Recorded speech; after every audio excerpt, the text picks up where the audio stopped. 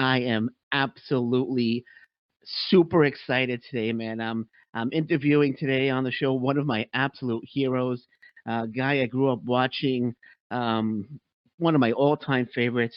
The word legend is an understatement when it comes to my next guest. Please help me welcome one half of not one of the greatest, but the greatest tag team in the history of professional wrestling, the Rock and Roll Express. Please help me welcome Ricky Morton. Ricky, welcome to the show, sir. Wow, Lewis, what an introduction that was.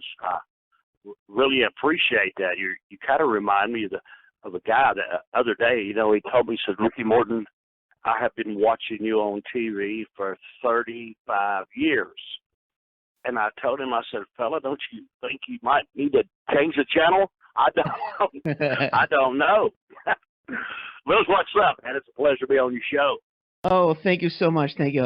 And I gotta say, I grew up watching you, like I said, throughout the '80s, a teenager, and one of, like I said, one of my heroes. You're an absolute legend, and it's an honor and a privilege to have you on the show today, Ricky. Really appreciate you doing. You're making a fan's dream come true today, Ricky. Well, thank you, Lewis. Did you ever get to see Robert and I live in action? I didn't. I grew up in New York, so I wasn't able Uh-huh. to get to. I didn't get the chance to see any live shows, but I watched anytime you guys were on TV. And we're gonna get into the Ric Flair feud a little bit. I watched Midnight Express against Ole and Arn against the Russians. Again, huge fans.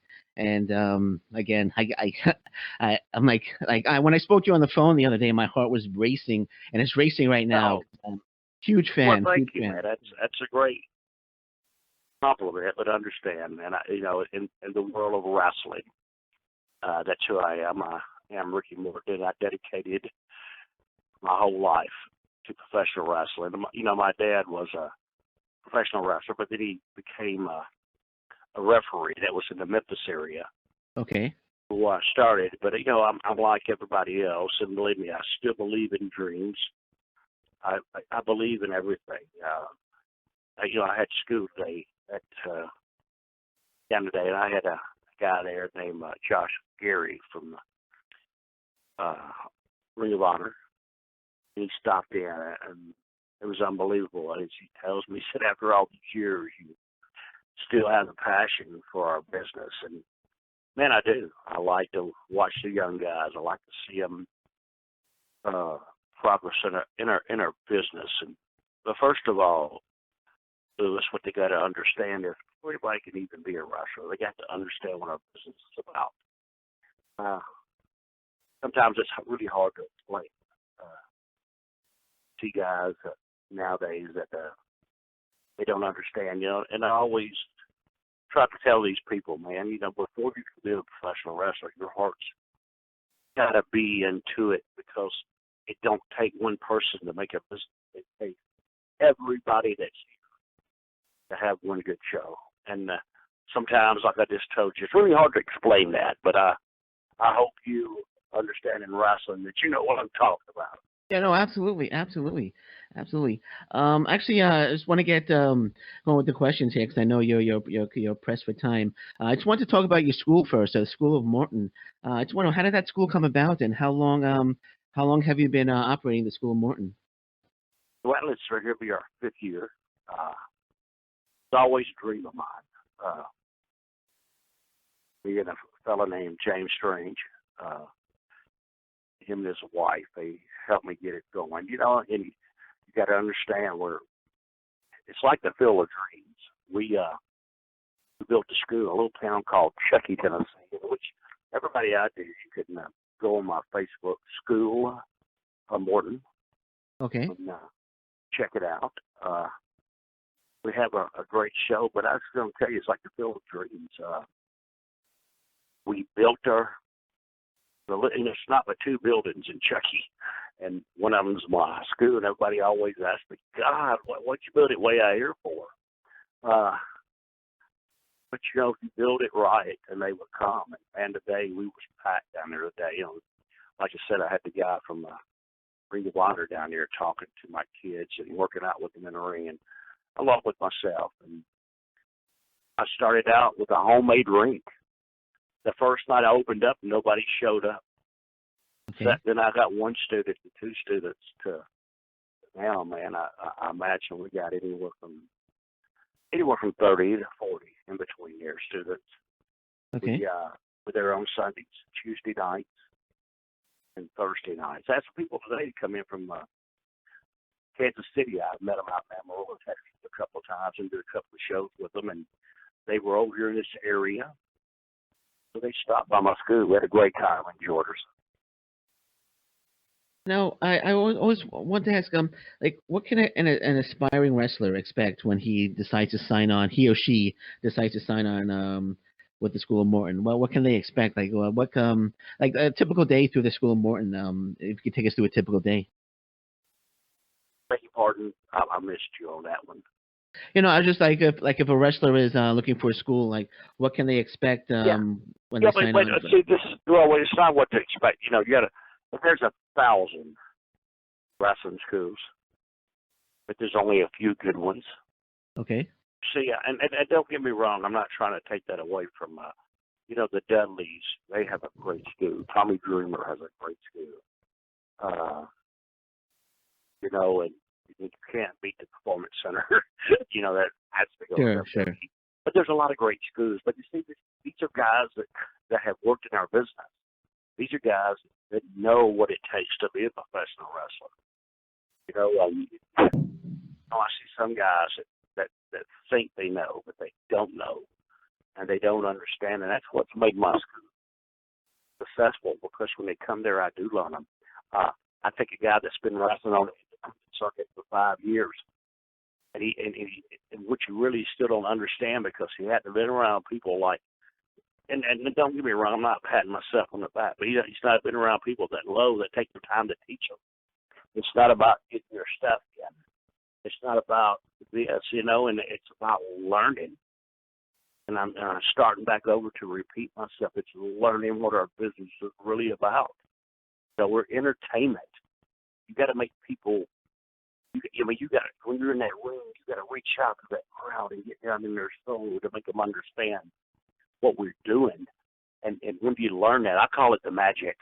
When you learn that magic, man, it's you can have and trust me on this. When you learn that magic, you can have them people eating out of your hand.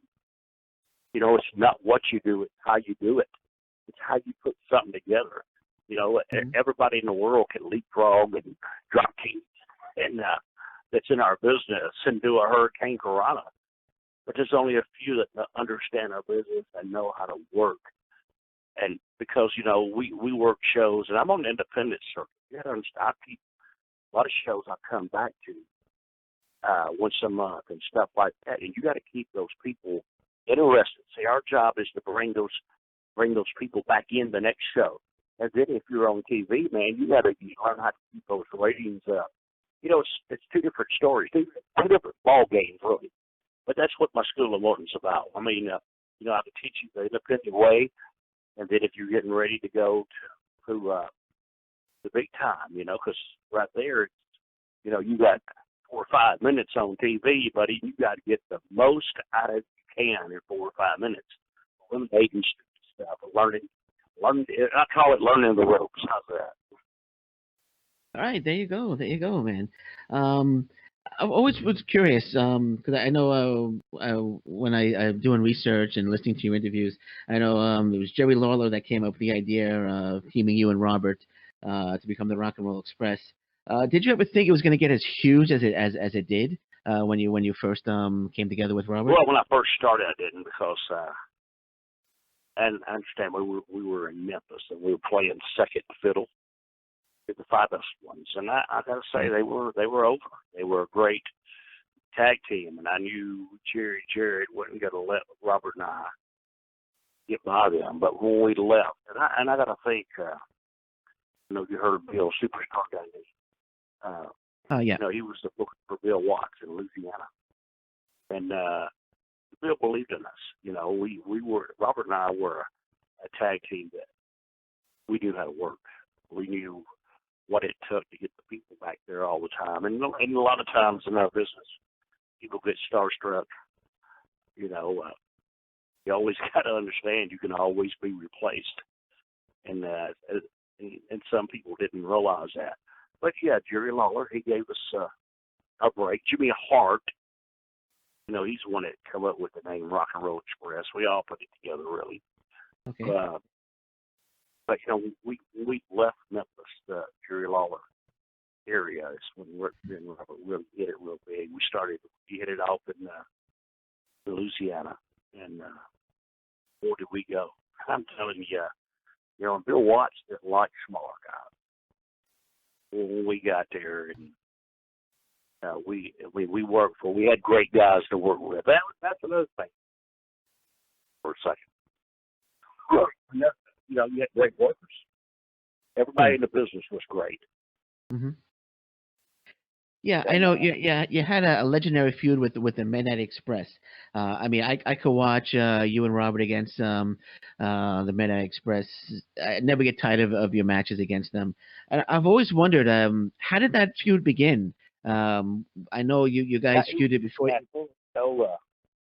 But it's the same thing, Bobby and Dennis were in. They were in Memphis too.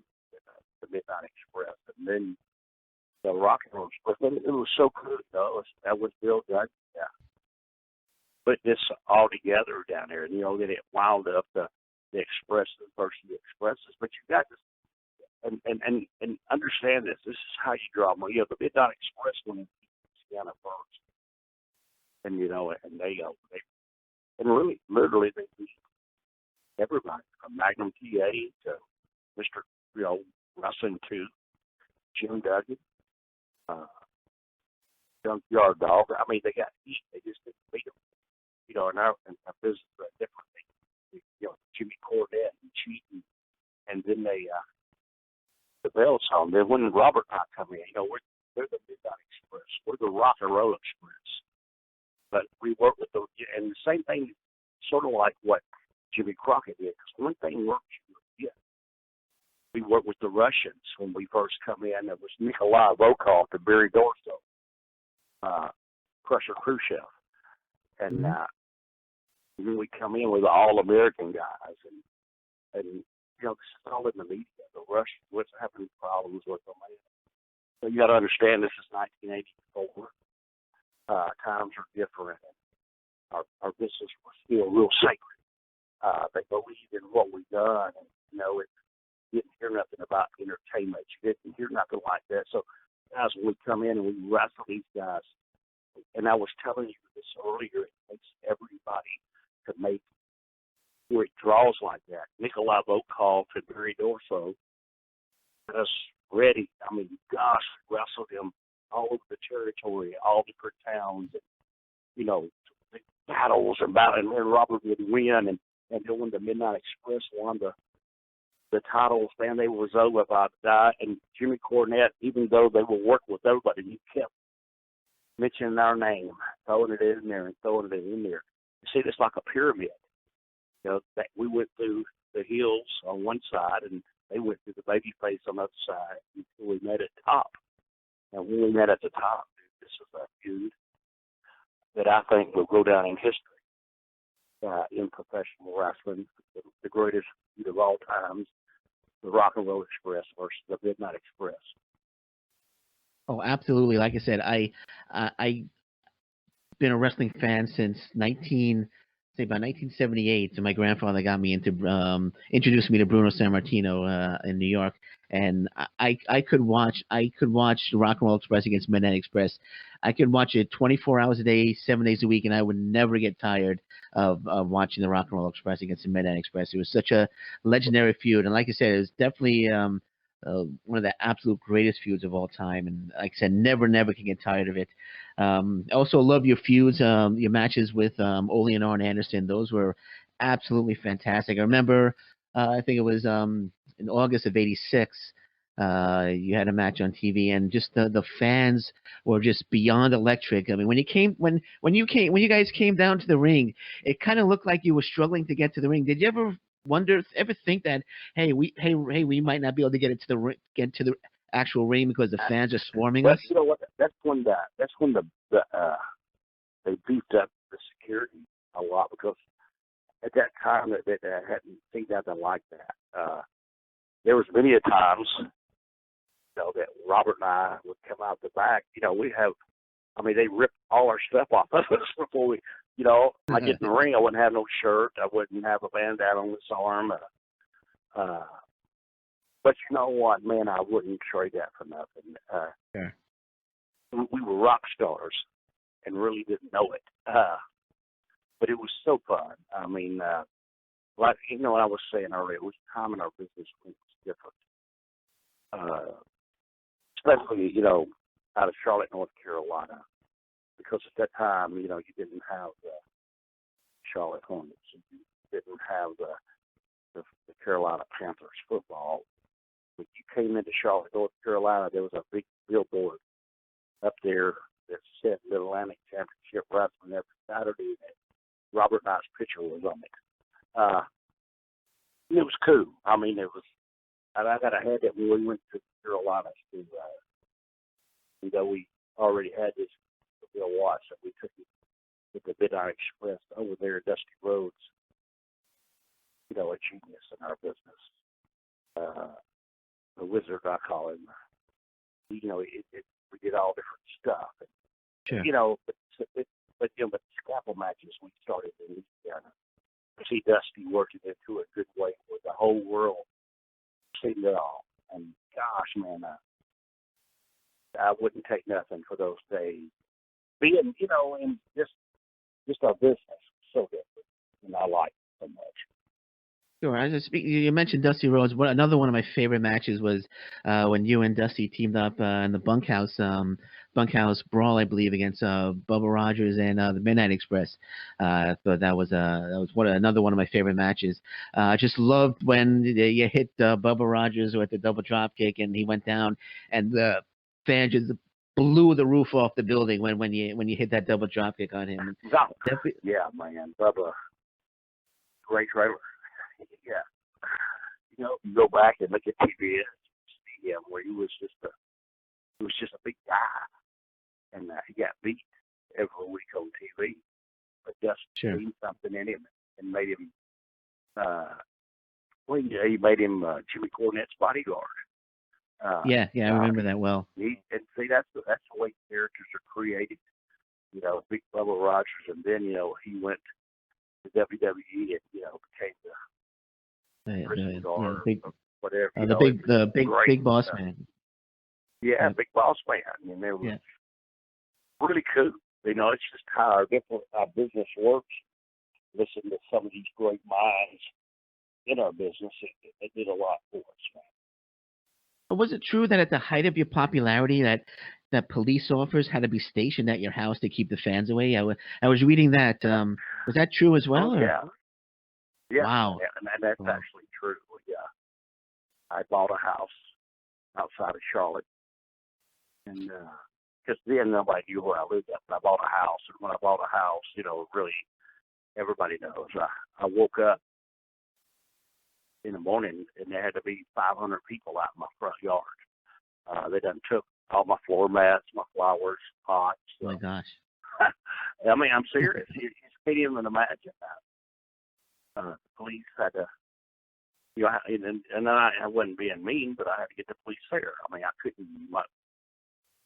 It was filled up. Then the city of Matthews, Indian Trail, that was the same thing. They had to come by my house a couple of times a day to make sure people wasn't out there. Wow. Like wow. It and was. I also read a story that you and Robert were at an amusement park, and security had to close the amusement park because all the fans were mobbing the amusement park. That's a Carolyn. That was it. That's right there. It's South Carolina, right there in North Carolina, right at the border. Yeah, we used that Carolyn. That was during the Rock and Roll lookalike contest. They won, and they won a free trip with us to Carolyn's. And they come and got us and told us, man, we're gonna. What they did is there's gonna have to shut it down because the people. But what they did was they took us out the back with the kids. We got to come back that night when there was nobody in there, and when they closed it down and they kept it open for those kids to win it because all the rides. I mean, there were so many people. They knew we were going to be there. And gosh almighty, I mean, it's cool. It's hard really to explain stuff like that, but man, it was so awesome. Yeah, I can imagine. I can imagine, man. And I want to talk about Ric Flair for a bit because one of my favorite feuds was when you had the program with Ric Flair, and I gotta say I would turn on the TV because the NWA would come on Saturdays in New York when we had gotten cable, and I would turn on the TV every Saturday praying that I would hear that Ricky Morton has defeated Ric Flair to become the new NWA champion, and unfortunately, that never came true. But I just want to. I remember the feud started, if I'm not mistaken, after one of you and Robert matches. Ric Flair was there. He gave you a training bra, and he says, "I like the big ones. You like the little ones." And then you wound up taking his glasses off and stomping on them. I've always wondered, was that part of the were you supposed to do that with the glasses, or was that ad libbed? Or no. That was a lot of things were ad libbed. Okay. At that time, Ric Flair, and now I'm going to go ahead and I'm going to start this off. Matter of fact, I want to tell you, I have the training bra, and I have the glasses that I broke. I never forget, I told Pee Wee Anderson when that angle was over, I said, go out and get all that, clean it up, and bring it back to me. And I have all that. I kept it. Isn't that cool? Okay. That's the way my wrestling's good is. I have stuff all over the walls. Stuff, tights with, like me wrestling Rick on the front cover. Well, I have that magazine with those tights in that frame, and I have a bunch of stuff like that right here. But now, let's get into Ric Flair. I wrestled a lot of guys in my life. None of them that was better than the other ones, but Ric Flair was the real world heavyweight champion.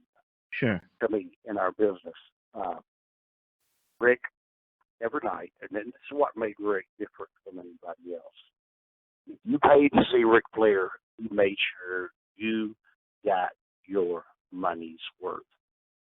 Another thing is he always done, too. Now, when he said he was a limo riding cat, all that stuff was true. Every bit of that stuff is true. That was Ric Flair. Like Hulk Hogan, and I'm not trying to knock Terry. Him and Ric Flair were two totally different people, two totally different styles of wrestling. If I didn't go an hour time limit with Rick, we went 58 minutes in the match, and this was every night that I worked with him. Yeah. Rick was always like that, man. I mean, he gave you 100% of his money, no matter what. And this was 7 days a week. Rick and I. We went 17 straight days, our Broadways, but during that time, there was 2 on Saturday and 2 on Sunday. Wow. A lot of people don't know that. Then another thing I wanted to tell you is this is the time, and there was a moment in our business with politics. I did beat Ric Flair for the world title, but I gave it back to him. I mean, not because of Rick. I gave it back because I didn't want to do what the promotion wanted me to do. That was one of the reasons for us leaving out of NWA, and it really was. They wanted me to keep the belt and split us up, and I just told them, you're right, I won't have it. Well, so you actually beat. Story. A lot of people don't know that. Beg your pardon? I was gonna say, so you actually beat Ric Flair for the NWA title. So you. Is that yes, I heard that correctly? We did a finish where it went either way. And I had the belt, and I went in the back, and they took me in the room and told me that we're going to do this, do that. And I just gave the belt back to them, and it stayed as it was. Oh, wow. Nobody knew that. Nobody does. And but it's cool. I mean, it's things that happen in our business, it's the politics that you say. But, yeah, I remember as I was about 15 or 16 at the time. I remember how angry I was when they attacked you in the locker room and they rubbed your face on the floor. You know what? We were just in Greensboro for Starrcade for WWE. Oh yeah. During Okay. Thanksgiving.